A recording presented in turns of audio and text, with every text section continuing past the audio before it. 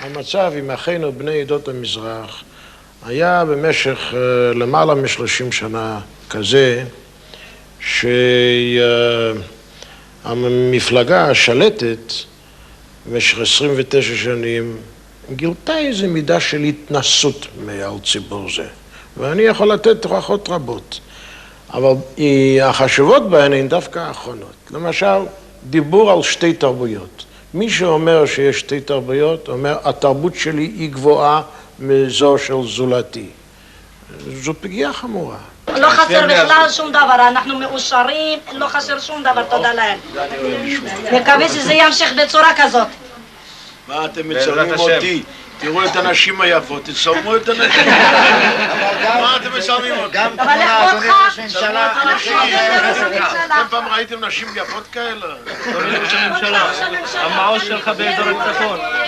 נשמעת ביקורת ונכתבת ביקורת על ההתבטאויות הרמות שלך, ההופעות שלך. בוא תשמע אם אני מדבר בקול רם. אני מדבר בקול רם? לא? אני לא שומע.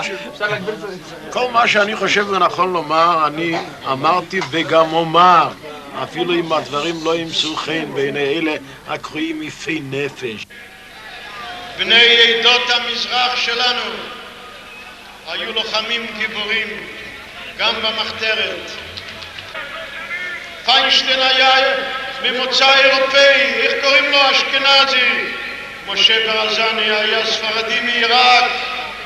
בלילה, לאחר שנידונו למוות והיו צריכים בבוקר להוליך אותם אל התלייה, והרב התעקש לומר שהוא יבוא להוביל אותם, והם לא רצו לפגוע ברב, הם לקחו בין ליבותיהם רימון יד, לחצו.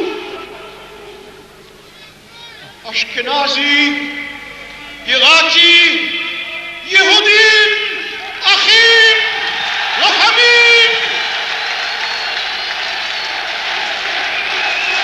במרכז מסע הבחירות לכנסת העשירית עומד העניין